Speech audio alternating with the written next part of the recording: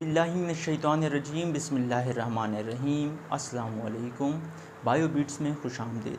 आज हम अपने पहले चैप्टर का एंड करने जा रहे हैं। हमारे पास लास्ट टॉपिक हमारे पास क्या है? Cellular organisation.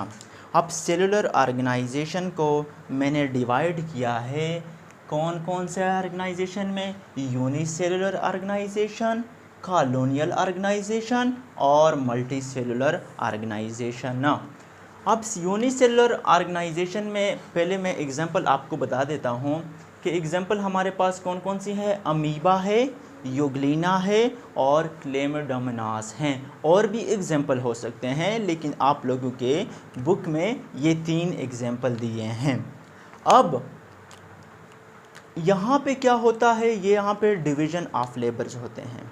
आप लोग बेहतर जानते हैं कि दुनिया में जितने भी ऑर्गेनिजम्स हैं, कोई एक सेल से बने होते हैं और उन्हें क्या कहते हैं? Unicellular organisms. और कुछ मल्टी सेल से बने होते हैं, यानी कई सेल से बने होते हैं, उनको हम कहते हैं मल्टी सेलुलर ऑर्गेनिजम्स। अब यहाँ पे जो क्या होता है? डिविजन्स ऑफ लेबर होता है। सेल के अंदर क्या होती है? सेल ऑर्गेनेलिज होती है और हर ऑर्गेनेलिज का अपना अपना रोल होता है, अपना अपना फंक्शन होता है। फॉर एग्जांपल हम देखते हैं कि माइटोकॉन्ड्रिया का सेल के अंदर क्या रोल है, इस तरह राइबोसोम का क्या रोल है, न्यूक्लियस का क्या रोल है, लाइसोसोम का क्या रोल है।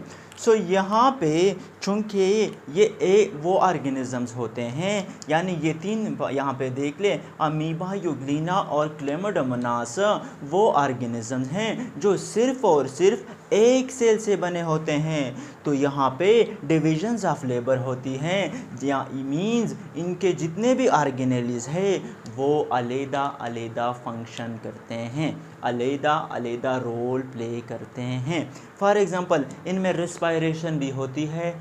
क्या होती है? यहाँ पे मैं यहाँ पे लिख देता हूँ कि इनमें रिस्पायरेशन भी होती है। रिस्पायरेशन के साथ साथ इनमें डाइजेशन भी होती है। डाइजेशन के साथ साथ रिप्रोडक्शन भी होती है।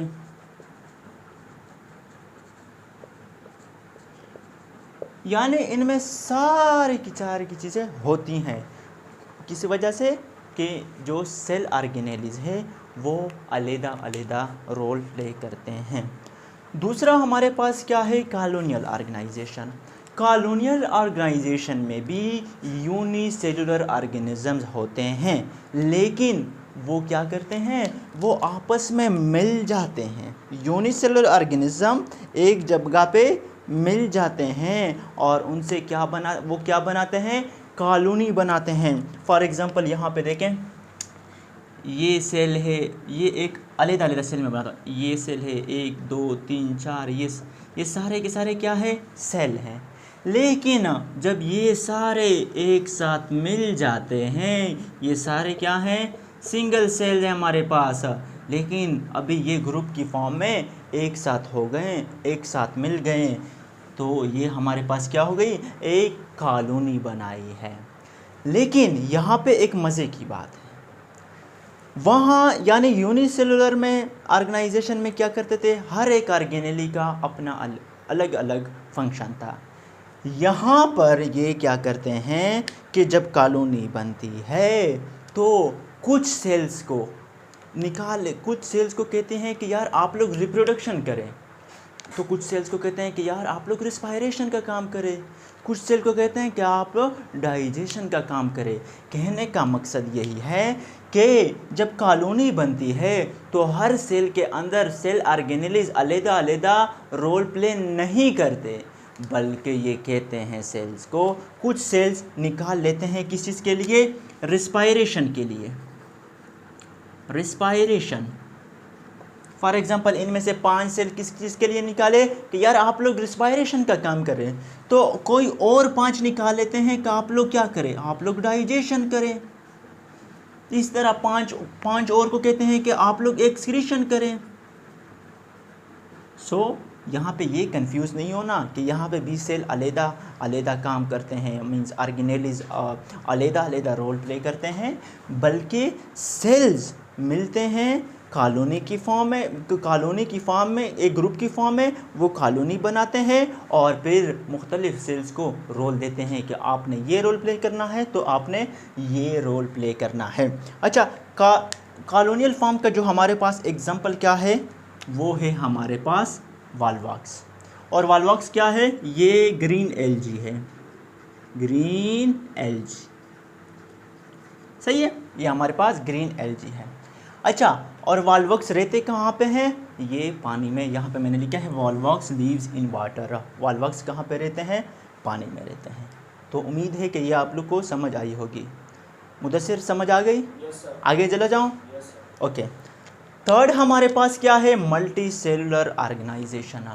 अब जितने प्लांट्स हैं और जितने हमारे पास एनिमल्स हैं वो क्या है, मल्टी सेलुलर ऑर्गेनिजम्स। हुसैन आपको समझ आ रही है? अच्छा, खामोशी से सुने, बोलना नहीं है आपस में, अनीसा बोले नहीं। अच्छा, ये हमारे पास जितने प्लांट्स और एनिमल्स हमारे पास क्या है, ये मल्टी सेलुलर ऑर्गेनिजम्स हैं। अब मल्टी सेलुलर को मैं डिवाइड करता हूँ, ये हमारे पास प्लांट्स, एक मिनट, सॉरी, बस ये हमारे पास प्लांट्स और ये हमारे पास एनिमल्स। अब प्लांट्स को डिवाइड किया है फिर किस चीज़ में, इसको डिवाइड किया गया है वेजिटेटिव पार्ट में, वेजिटेटिव पार्ट, और यहाँ पे क्या है दूसरा, reproductive organ, CTIVE, reproductive organ, सही है। वेजिटेटिव पार्ट और रिप्रोडक्टिव ऑर्गन में इसको डिवाइड किया गया है। अब वेजिटेटिव पार्ट में कौन कौन सी चीज़ें आती हैं, वेजिटेटिव पार्ट में आते हैं, क्या आते हैं, roots, stem, leaves and branches. ये जो हमारे पास हैं ये प्लांट का हमारे पास वेजिटेटिव पार्ट है। अब रिप्रोडक्टिव ऑर्गन जो है, जो हमें क्या देते हैं, बच्चे देती हैं, वो क्या है, वो हमारे पास फ्लावर्स है। क्या है हमारे पास, फ्लावर्स है हमारे पास। अच्छा, तो ये हमारे पास कंप्लीट हो गया, यानी जो बच्चे देते हैं वो कौन सा पार्ट है, वो कौन सा ऑर्गन है, फ्लावर्स। फ्लावर से बच्चे पैदा होते हैं और फल बनता है। तीसरा हमारे पास, अच्छा, इनका एग्जाम्पल कौन सा लिया है, प्लांट्स में एग्जाम्पल लिया है किस चीज़ का, मैं यहाँ पे लिख देता हूँ, यहाँ एग्जाम्पल हमारे पास लिया है मस्टर्ड प्लांट का, मस्टर्ड प्लांट्स,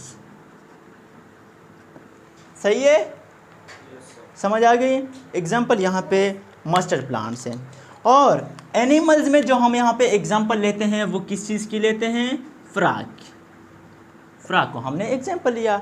अब फ्रॉग के अंदर क्या होते हैं, डिफरेंट ऑर्गन सिस्टम होते हैं, different organ system, different organ system, सही है, ओ का मतलब ऑर्गन सिस्टम और ऑर्गन सिस्टम। अब इनके अंदर क्या होता है, रिप्रोडक्टिव सिस्टम भी होता है, रिप्रोडक्टिव सिस्टम, इसी तरह सर्कुलेटरी सिस्टम भी होता है, इसी तरह डाइजेस्टिव सिस्टम भी होता है, और सेम इसके क्या होता है, और रिप्रोडक्टिव हो गया, रिस्पायरेटरी सिस्टम, ये सारे के सारे क्या होते हैं, सिस्टम्स इनके अंदर होते हैं। तो उम्मीद है कि ये लेक्चर आप लोग को क्लियर होगा, कोई ऐसी परेशानी वाली बात नहीं है, सिंपल सी चीज़ें हैं। इंशाल्लाह कल से हम नए सेकंड चैप्टर का आगाज़ करेंगे। तब तक के लिए दुआओं में याद रखें। अल्लाह हाफ़िज़।